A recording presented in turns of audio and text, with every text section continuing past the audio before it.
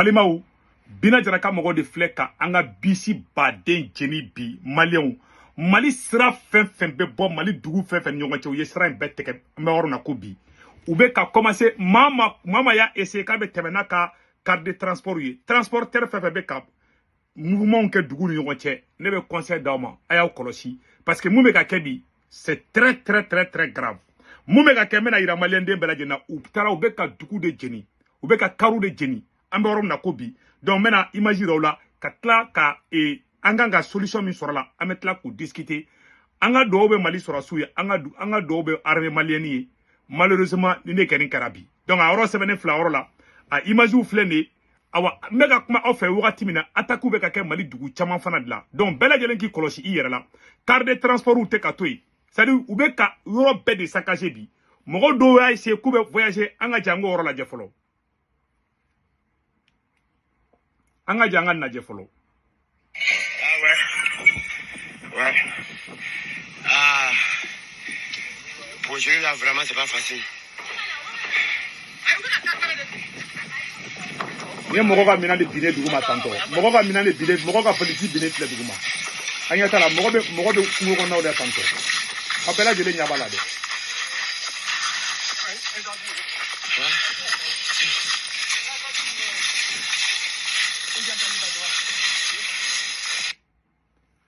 n y'a fɔ ɲɛna mɔgɔ b'aw nɛgɛn k'a fɔ ko sira labilara sira ma labila dɛ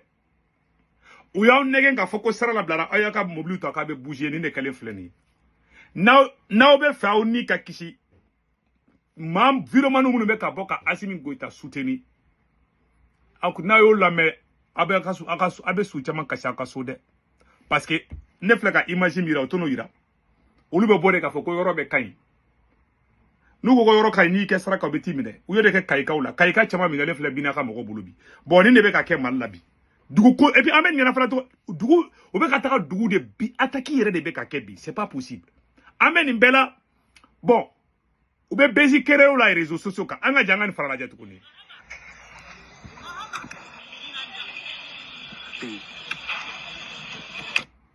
an y'a ta la nin fana yɔrɔ dɔ tuguni donc c'est à dire u bɛ ka tiɲɛni i bɛ tiɲɛni yɛrɛ mun dɔn dɛ u bɛ ko de kɛ bi n tɛ dogo aw la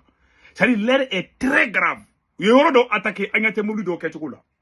u ye yɔrɔ caman de attaquer bi an bɛ yɔrɔ na ko bi an bɛ yɔrɔ min fana tuguni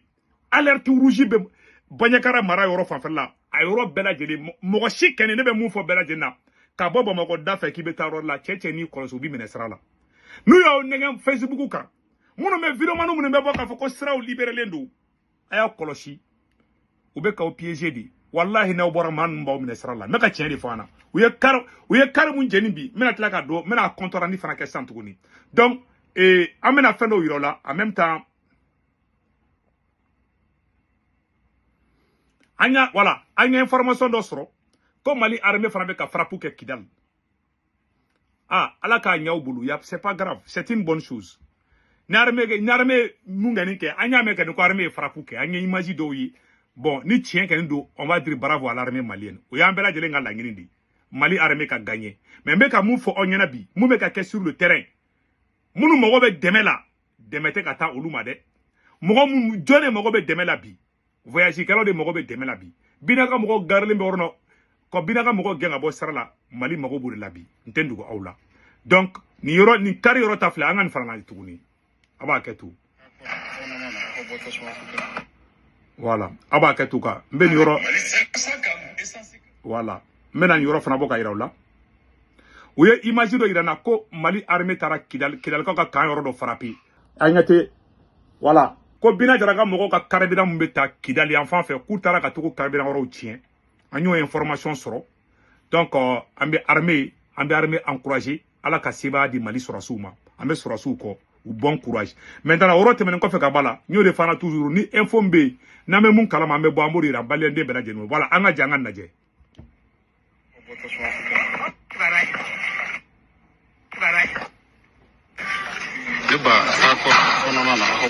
Ni kar bɛ jeni filɛ tan a bɛɛ lajɛlen ɲɛ b'a la dɛ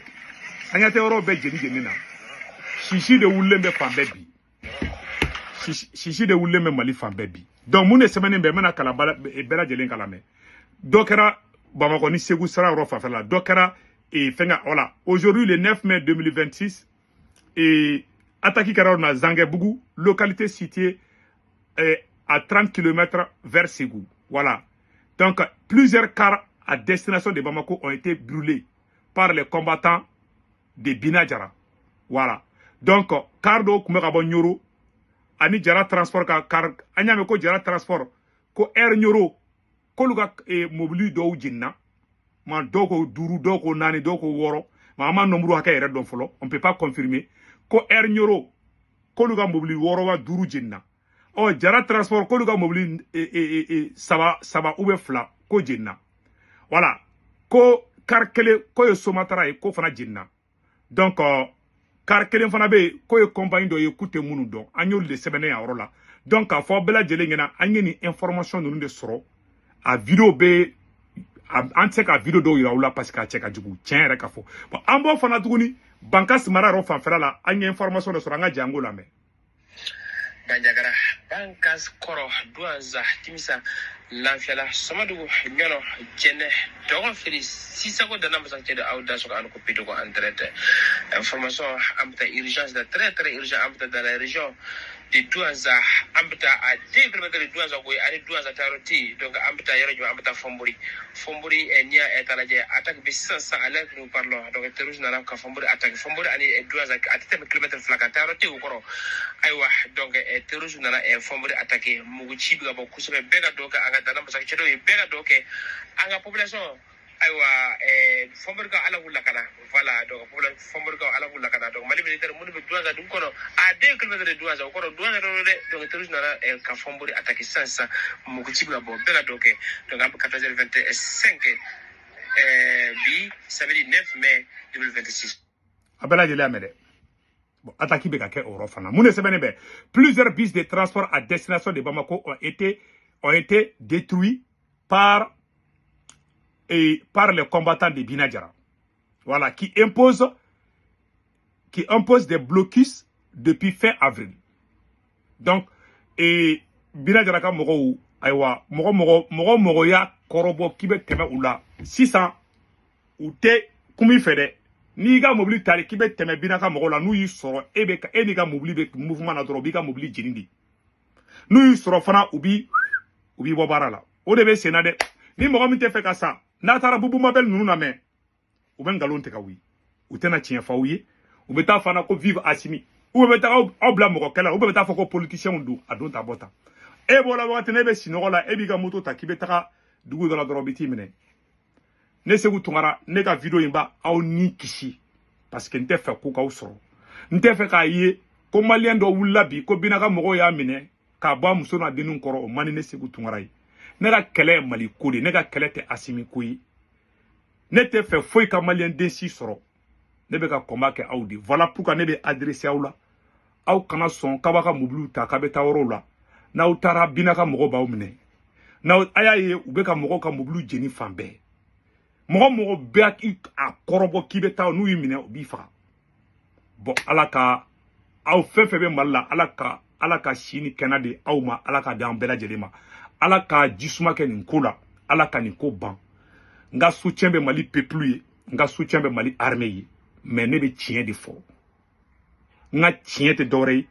président be an kuna ko Assimi Goïta na kun an na me anko Assimi Goïta VDP créé mali kono c'est-à-dire que il y a un VDP créé, mais Mali budget, Alna Tlanche Bebeta Sorasula, Marfa Chaman Sana, avion Sana, blindé Sana, mais Tchao de Kadoro sur le terrain, Mali on te ko de famille. Mali Sorasi mancha kosobe, anko de Mali Sorasi recrutement ke. Aye Iran Adjabi, ni aye Américain beka sranka do, Iran kube jigi Iran douma, kata keleke, parce que Tchao faroun de bay. Eh là, en mal leçon ta, qu'a fait 2012 l'année, elle est mouillée en soro. Ni depuis 2012 pour la départ on les bouli mon kara quand genga bo kidal ni tombouctou on yona si kumanga on soro présent be na ko o erreur o présent soro a benu coronet o présent ga mene ka globe ba ko suku baladi mais malien chaman be we mo ko dila Assimi Goïta ga bene ka globe ba ko suku balala benu coronet ka glo ka kelli soigné ma shikana na kimini sikanga jamana kuna danga dia ko labli mais chaman ta famu ni be farafin défend ibi yela ni kasange di sinon na yi sora bi faka Adobe ni ne ku karafe bidro be ne kenengini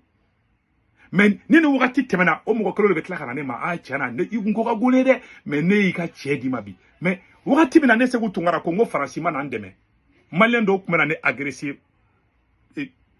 kenema misiri la ne misiri interdire la ou ko ne ma ko ne terror ko parce que ko ne be farasi contre la mo abalé be ko farasi na ndeme no nguma na ndeme mo ma famu ado ko fait des centaines de ko fo dara la ne segara de mfano de fo ne ga kele malikodi ala nyabe bela de hana ma de bi dugo fembe la ti dugo ala la ne bi se ka fili ne be kuma do fa bi se ka ke fili bala ma korote ko ne ngalonde galai ma mi aba miri ga ngalonde ka noro la di fili ni ngalonde kele fili bi se ka ne soro hana ma de be jimi be fili mais ne be mu fo nyana mama be ka mali janfa ala ka beto janfa ina asimi goita bala aw munu me kana me aw bala ne yere fana bala mama be ka mali janfa ala ede masaka masaya ika be libu ika bege yego fly malien beki daji toi be kun chamancela mama be kurutu ngaloni namara la malikola ka malien mali janfa ala ka betachi che aramadon jeli de bora che kananga fangata ango asimi mogo recruta iban ango asimi gota donso fle donso ou fara ɲɔgɔn kan iku organiser akana ke sia kelei au moins iku encadrer ani donso be fara ɲɔgɔn kan sia be ka yala quoi akana ke sia do ka ke donso yi u ka taa sia do kɛlɛ an be saran o fara o ye tiɲɛ de mais ni donso ko kibi dɛmɛ ou organiser ni donso munun be banyakara n'u ko kibi dɛmɛ bamako donso do be ka taa fara olu kan segu donso do be ka taa fara banyakara donso kan iku ɲagami u ka jɛ ko kɛlɛ kɛ ɲɔgɔn fɛ mali donso do be dɔgɔnɔ do fulaw do marakaw do maningaw do u ɲagami ɲɔgɔn na o la tɛ kɛ siya ko ye an y'a proposition fɔ ne ni bɛn le cerveau bɛn filɛ kaso la bi an y'a fɔ cɛ ɲɛna ma sɔn hali bi donso be kasi la cɛ tɛ ka mɔgɔ lamɛn a bɛ fɛ an ka dɛmɛ cogo jumɛn dɔ bɛ t'i sigi a y'a ka jamana dɛmɛ de jamana bɛ yɔrɔ min na bi dɛ mais an bɛ dɛmɛ jumɛn de kɛ an ko marifa d'a ma an ka jamana defa cɛ ko k'a tɛ marifa d'a ma an bɛ fɛ an ka dɛmɛ jumɛn an dabara bɛ se ka to ni bina jara bɛ se ka blokisi wuli yan hali n'an bɛɛ kulela ko Asimi k'an bɛ sa i nɔfɛ u tɛ blokisi wuli diɲɛ kɔnɔ a bɛ fɛ an ka mun de kɛ an bɛ se ka Asimi dɛmɛ fɛn kelen min na o y'a ka recrutement de kɛ ko k'a t'o kɛ aw bolo ko dabara kɛlɛ de don wa aw bolo ko nkalon kɛlɛ de don aw bolo ko propagande kɛlɛ de don wa aw bolo ko jahiliya kɛlɛ don ou bien kunfindenya kɛlɛ de don wa kɛlɛ min bɛ no c'est marifa contre marifa i bɛ marifa de ta bina min bɛ kɛlɛ ni marifa de n'i y'u négocier ne wari d'u ma sini tuguni u bɛ tila ka ni kɛlɛ voilà la vérité mes chers amis